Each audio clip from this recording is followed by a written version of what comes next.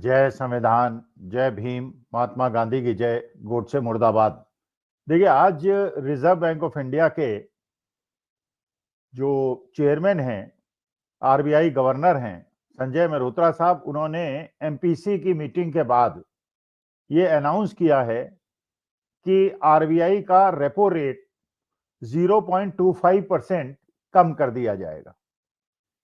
अब 0.25% interest rate कम होने से रेपो रेट का मतलब क्या है, इसका अभिप्राय क्या है, देश की इकोनॉमी पे इसका इम्पैक्ट क्या पड़ेगा, कॉमन आदमी पे इसका इम्पैक्ट क्या पड़ेगा, जो उद्योगपति हैं उन पे इसका क्या इम्पैक्ट होगा, शेयर मार्केट में इसका क्या इम्पैक्ट होगा, एफडी और बॉन्ड मार्केट में इसका क्या इम्पैक्ट होगा। इसके बारे में कुछ चीजें आपको बताई जाएंगी और कुछ चीजें वास्तविकता होंगी। तो आज हम चर्चा करेंगे कि जो चीजें आपको बताई जाएंगी और जो गोदी मीडिया के माध्यम से कहलाया जाएगा और जो वास्तविकता है, उनमें क्या भिन्नता है, क्योंकि विषय बहुत महत्वपूर्ण है, आर्थिक विषय है। और ऐसे समय में जब हमारे रुपए की कीमत अपने न्यूनतम स्तर पे है और $1 आज के तारीख में 90 रुपए में मिल रहा है, जो कि एक बहुत विषम आर्थिक परिस्थिति की ओर इशारा कर रहा है, ऐसी स्थिति में इंटरेस्ट रेट का 0.25% कम कर देना क्या अभिप्राय रखता है। देखिए, पहली चीज जो समझना बहुत ज्यादा आवश्यक है कि रेपो रेट का मतलब क्या है। देखिए, जब रिजर्व बैंक ऑफ इंडिया, हमारे देश में जैसे सेंट्रल बैंक है वो रिजर्व बैंक ऑफ इंडिया है, अमेरिका में फेड है, इसी प्रकार से हर देश के अंदर एक सेंट्रल बैंक होता है और बाकी कमर्शियल बैंक्स होते हैं। सेंट्रल बैंक वो होता है जो कि उस देश की आर्थिक स्थिति को मजबूत करने के लिए, मार्केट के अंदर पैसा डालने या निकालने के लिए, या केंद्रीय स्तर पर सरकार की नीतियों के अनुरूप या देश की आर्थिक स्थिति को एक दिशा देने के लिए जो दिशा निर्धारित करता है, वो सेंट्रल बैंक है। हमारे देश के अंदर रिजर्व बैंक ऑफ इंडिया है। बाकी देश के जितने भी कमर्शियल बैंक्स हैं वो रिपोर्ट करते हैं रिजर्व बैंक ऑफ इंडिया को, क्योंकि रिजर्व बैंक ऑफ इंडिया एक पिता समान है और बाकी कमर्शियल बैंक्स एसबीआई और पीएनबी और बाकी बैंक्स जो हैं, एक्सिस बैंक और आईसीआईसीआई बैंक, ये पुत्र समान। नीति निर्धारण करना और मॉनेटरी पॉलिसी का निर्णय लेना रिजर्व बैंक ऑफ इंडिया का काम है। तो दो प्रकार की पॉलिसी है, एक फिस्कल पॉलिसी है और एक मॉनेटरी पॉलिसी है। फिस्कल पॉलिसी को निर्धारित करने का विशेष अधिकार फाइनेंस मिनिस्टर का है, गवर्नमेंट का है। फिस्कल पॉलिसी, कितना टैक्स लगाया जाएगा, किस प्रकार के जीएसटी बढ़ाए जाएंगे कि घटाए जाएंगे, इनकम टैक्स में क्या होगा, कमर्शियल टैक्स में क्या होगा, ये सारी policy, long term capital gain क्या होगा, शॉर्ट टर्म कैपिटल गेन क्या होगा, ये सब डिसाइड करने का अधिकार फिस्कल पॉलिसी के तहत वित्त मंत्री का है। लेकिन जो मॉनेटरी पॉलिसी है, जो तरलता है मार्केट के अंदर, पैसा ज्यादा मार्केट में डाला जाए या कम डाला जाए, इन्फ्लेशन को कैसे कंट्रोल किया जाए, इन्फ्लेशन बढ़ रहा है तो क्या किया जाए, इन्फ्लेशन कम हो रहा है तो क्या किया जाए, वो सारी पॉलिसी जो है वो रिजर्व बैंक ऑफ इंडिया, जो कि एक इंडिपेंडेंट बॉडी है, स्वायत्त संस्था है, उसके अधीन है। अब प्रश्न उठता है कि रिजर्व बैंक ऑफ इंडिया के गवर्नर साहब संजय मल्होत्रा साहब ने जो 0.25% इंटरेस्ट रेपो रेट कम किया, इसका मतलब क्या है। देखिए, आरबीआई चार प्रकार से देश की आर्थिक स्थिति को संभालने का प्रयास करता है। एक है रेपो रेट, एक है रिवर्स रेपो रेट, एक है सीआरआर और एक है एसएलआर। रेपो रेट का मतलब यह हुआ कि देखिए, बैंक्स जो हैं उनके पास आरबीआई की पॉलिसी के अनुरूप काम करने के लिए और उनके द्वारा जो नियत मानदंड हैं उसको पालन करने के लिए कभी कभी पैसे की आवश्यकता होती है। कभी उसके बाद पैसा ज्यादा हो जाता है, मानदंडों से ऊपर हो जाता है, ज्यादा हो जाता है, और कभी कम हो जाता है। तो ऐसे समय में हर कमर्शियल बैंक को या एक भी फाइनेंशियल इंस्टीट्यूशन है, उसको आरबीआई की मदद की आवश्यकता होती है। आरबीआई के पास, क्योंकि वो सेंट्रल बैंक है, उसके पास फंड्स की कोई कमी नहीं होती। कितने नोट छापने हैं, कैसे नोट छापने हैं, ये भी सारी पॉलिसी जो है आरबीआई के तहत आती है। प्रश्न ये उठता है कि मान लीजिए एक बैंक को पैसे की आवश्यकता है मानदंड को पूरा करने के लिए, तो वो आरबीआई से उधार लेता है पैसा। आरबीआई से कमर्शियल बैंक उधार लेता है, दो प्रकार से लेता है। एक तो ये कि वो कुछ चीजें गिरवी रखकर, कुछ कमर्शियल पेपर्स को या ऐसे कागजातों को गिरवी रखकर पैसा उधार लेता है आरबीआई से, या बिना कागजात जमा कराए थोड़े समय के लिए पैसा उधार लेता है। तो जब वो पैसा कुछ दस्तावेज रख के या गिरवी रख के लेता है तो उसको कम इंटरेस्ट रेट पे आरबीआई पैसा देता है, और जब वो कागज के बिना देता है तो ज्यादा इंटरेस्ट रेट पे देता है। तो जब कमर्शियल बैंक्स को पैसा लेना होता है आरबीआई से उधार, तो वो जो इंटरेस्ट रेट होता है वो होता है रेपो रेट। कभी कभी ऐसा होता है कि आरबीआई को, बड़ा रेयर होता है, लेकिन आरबीआई को अगर पैसे की आवश्यकता पड़ी और या मान लीजिए किसी कमर्शियल बैंक के पास ज्यादा पैसा है, मानदंड से ऊपर है, तो वो आरबीआई के पास पैसा जमा करा देता है कि भाई इस पैसे को अगर मैं लोन की तरह बांट नहीं सकता तो इस पैसे को कम से कम आरबीआई में पार्क कर दो, जिससे मुझको कुछ पैसा मिलता रहे, कमाई होती रहे, क्योंकि जो उसने पैसा मार्केट से उठा रखा है उसका इंटरेस्ट तो उसको देना ही पड़ेगा, तो आरबीआई में पैसा पार्क कर देता है। और ये ज्यादातर कमर्शियल बैंक्स करते हैं, क्योंकि उनके पास पैसा कभी कभी बहुत ज्यादा हो जाता है, डिपॉजिट बहुत ज्यादा हो जाता है, लोन का डिसबर्समेंट ज्यादा नहीं होता, तो वो आरबीआई में पैसा पार्क कर देते हैं। इसको रिवर्स रेपो रेट कहते हैं।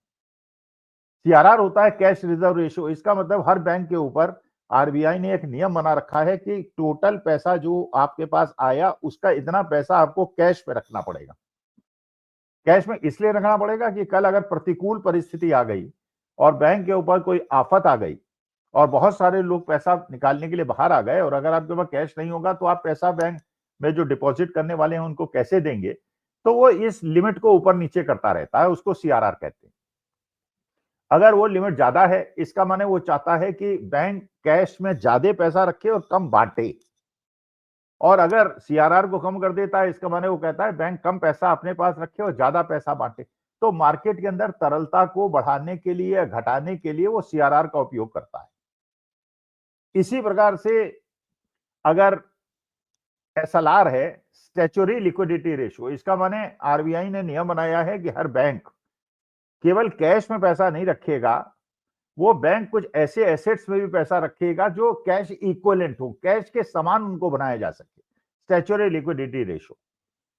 और ये भी उसी प्रकार सीआरआर के माध्यम से कि बैंक अगर समझते हैं कि कम पैसा रख के ज्यादा पैसा मार्केट में डाले और पैसे की ज्यादा आवश्यकता मार्केट के अंदर है, तो एसएलआर को कम कर देगा, और कम अगर मार्केट में तरलता की आवश्यकता है तो ये इस प्रकार से repo rate, reverse repo rate, SLR और सीआरआर के माध्यम से मार्केट के अंदर तरलता को सेंट्रल बैंक आरबीआई निर्धारित करता रहता है। तो अभी अब 0.25% इंटरेस्ट कम हो गया।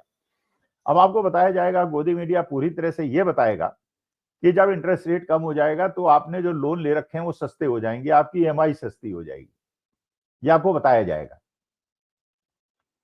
लेकिन प्रश्न ये उठता है, सबसे मोटा प्रश्न ये उठता है कि जो बैंक के अंदर पैसा जमा कराते हैं वो कौन लोग हैं, और जो बैंक से पैसा उठाते हैं लोन में वो कौन लोग हैं। मोटे तौर पर जो मध्यम वर्ग है और निम्न आय वर्ग है वो पैसा बैंक में जमा कराता है, वो एफडी में पैसा जमा कराता है, वो सेविंग्स बैंक में पैसा रखता है, अपने पैसे को सेव रखने के लिए पैसा बैंक में रखता है, तो वो एक प्रकार का डिपॉजिटर है। और जो पैसा बैंक से उठाते हैं, लोन लेते हैं, वो ज्यादातर अगर आप देखेंगे कितना पैसा लोन में गया हुआ है, वो बड़े लोगों में कितना है, बड़ी इंडस्ट्रीज में कितना है, और छोटे लोगों में कितना है, स्कूटर, मोटरसाइकिल, हाउसिंग लोन में कितना है, तो आपको पता चलेगा कि एक बहुत बड़ा भाग जो है वो इंडस्ट्रियल लोन है, वो बड़े लोगों के पास है। इसका मतलब जो लोअर इनकम ग्रुप है और मिडिल इनकम ग्रुप है वो तो बैंक में पैसा जमा कराती है, और जो बिग इंडस्ट्रियलिस्ट कार वो हैं और जो बड़े उद्योगपति हैं वो पैसा बैंक से लोन में लेते हैं। तो जब आरबीआई ने इंटरेस्ट रेट को कम किया तो मानी बात है, आपने जो बैंक में पैसा रखा है, आपके सेविंग्स अकाउंट में जो आपको इंटरेस्ट मिलता है, या एफडी में आपको जो इंटरेस्ट मिलता है, या बॉन्ड में जो आपको इंटरेस्ट रेट मिलता है, वो कम हो जाएगा 0.25% से। जब कम हो जाएगा तो नुकसान किसको होगा, वो लोअर इनकम ग्रुप को होगा और मिडिल इनकम ग्रुप को होगा। डिपॉजिट रेट में भी कमी हो जाएगी, और जो लेंडिंग रेट है, जो उधार लेते हैं लोग, उनको भी इंटरेस्ट रेट कम हो जाएगा 0.25%। तो उसमें फायदा किसका होगा, स्कूटर और कार लोन और हाउसिंग लोन, छोटे लोन लेने वालों की संख्या तो कम होगी, लेकिन 99% उसमें ऐसे लोग होंगे जो बड़े लोन वाले होंगे, तो इंटरेस्ट रेट घटने का फायदा किसका होगा, बड़े लोगों का होगा।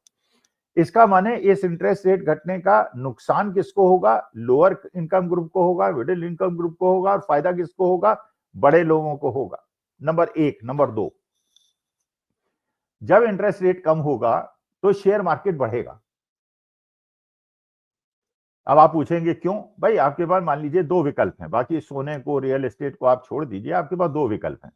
या तो पैसा आप शेयर मार्केट में डाल सकते हैं, या पैसा आप बॉन्ड में और फिक्स डिपॉजिट में, फिक्स्ड इनकम में डाल सकते हैं। भाई आप अपना कुछ पैसा जो है बैंक के एफडी में रखते हैं और कुछ पैसा शेयर मार्केट में डालते हैं। जब आप एफडी में डालते हैं तो एक इंटरेस्ट रेट आपको मिलता है, जो आपको याद होगा घटता बढ़ता रहता है। और जब से इंटरेस्ट बढ़ रहे थे तो इंटरेस्ट रेट एफडी में ज्यादा थे, और अब इंटरेस्ट रेट कम हो रहे हैं तो एफडी में इंटरेस्ट रेट कम होते चले जा रहे हैं। तो आज के तारीख में आपको 5.5% का इंटरेस्ट रेट मिल रहा था बैंक से, अब वो 5.25% हो जाएगा। तो जो बुढ़े लोग या ऐसे लोग जो बैंक के एफडी में पैसा डालते थे और उससे इनकम जनरेट करके अपने घर के खर्चे चलाते थे, उनकी इनकम कम हो जाएगी। लेकिन जो नए लोग पैसा लगाना चाहेंगे, अब उनके पास जब दो विकल्प होंगे कि या तो बैंक के एफडी में पैसा लगाएं या शेयर मार्केट में लगाएं, तो उनको ये लगेगा कि अगर लंबी अवधि तक पैसा लगाने पे शेयर मार्केट में रिस्क के साथ 10-11% का रिटर्न मिल सकता है, और एफडी में पैसा लगाने में 5.5 और 5.25% का इंटरेस्ट मिलेगा, तो पैसा फिक्स डिपॉजिट से निकल के शेयर मार्केट में जाएगा और शेयर मार्केट बढ़ जाएगा। इसी कारण से आप देखिए 4-5 दिन जो शेयर मार्केट गिर रहा था, जैसे ही आरबीआई ने ये मॉनेटरी पॉलिसी निकाली है और 0.25% का इंटरेस्ट रेट कम किया है, जो लार्ज कैप कंपनीज हैं वो आज के तारीख में 0.3, जब मैं ये रिकॉर्ड कर रहा हूं वीडियो, 0.35% से ऊपर हैं। लार्ज कैप ऊपर हैं, मिड कैप नीचे हैं, और स्मॉल कैप और भी नीचे हैं। इसका माने जो बड़ी कंपनियां हैं उन्होंने महसूस किया है कि लोग अब एफडी में पैसा न डाल के शेयर मार्केट में पैसा डालेंगे, इसलिए लार्ज कैप कंपनी जो बड़ी कंपनी हैं उनके शेयर तो तेजी से बढ़े हैं, लेकिन मिड कैप और स्मॉल कैप के नहीं बढ़े। तो इंटरेस्ट रेट का कम होने से शेयर मार्केट बढ़ेगा और बैंक के पास डिपॉजिट के लिए पैसा कम जाएगा। तो फिक्स्ड इनकम इंस्ट्रूमेंट में जिन लोगों ने सुरक्षित पैसा लगाया हुआ था उनकी इनकम कम हो जाएगी, और जिन लोगों ने शेयर मार्केट में पैसा लगाया था, तो गवर्नमेंट की मंशा ये दिखाई पड़ती है कि शेयर मार्केट को बढ़ा के लोगों को ये मोटिवेट करें कि आप शेयर मार्केट में पैसा लगाएं। तीसरा जो प्रभाव पड़ेगा कि जो डॉलर की तुलना में आज रुपया 90 रुपए का हो गया है, ये बढ़ेगा या घटेगा? रुपया मजबूत होगा या कमजोर होगा? अगर रुपया 88 रुपए का हो जाएगा तो रुपया मजबूत हो जाएगा, और 92 रुपए का हो जाएगा तो रुपया कमजोर हो जाएगा। लेकिन आपने खबर सुनी होगी कि जैसे ही आरबीआई के निर्णय हुआ है, वैसे ही रुपया और कमजोर हो गया, रुपया और कमजोर हो जाएगा। उसका कारण यह है कि मान लीजिए एक अमेरिकन इन्वेस्टर है जो अमेरिकन मार्केट में भी एफडी में पैसा लगा सकता है और भारत के मार्केट में भी एफडी में पैसा लगा सकता है। तो अमेरिकन मार्केट में क्योंकि इंटरेस्ट रेट कम है, जापान के मार्केट में कम है, जर्मनी और फ्रांस के मार्केट में इंटरेस्ट रेट कम है, और भारत में इंटरेस्ट रेट ज्यादा है। तो कमी की वजह से हो सकता है कि वो मोटिवेटेड हो कि अपने डॉलर्स को भारत के अंदर फिक्स डिपॉजिट में रखे, जिससे कि उसको 5.5% का इंटरेस्ट मिल जाए, क्योंकि अमेरिका में तो उसको 2% का इंटरेस्ट मिलेगा, जापान में तो उसको 0.25% का इंटरेस्ट रेट मिलेगा।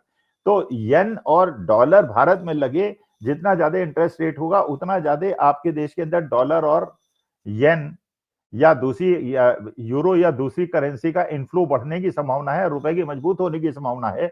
लेकिन जब आप इंटरेस्ट रेट कम कर जाएंगे तो ये पैसे का आउटफ्लो होगा, जिससे कि आपका रुपया और ज्यादा कमजोर हो जाएगा, और रुपया कमजोर होने से देश की आर्थिक स्थिति पे क्या प्रभाव पड़ेगा, ये बात आप जानते हैं कि बहुत ज्यादा प्रतिकूल प्रभाव पड़ेगा।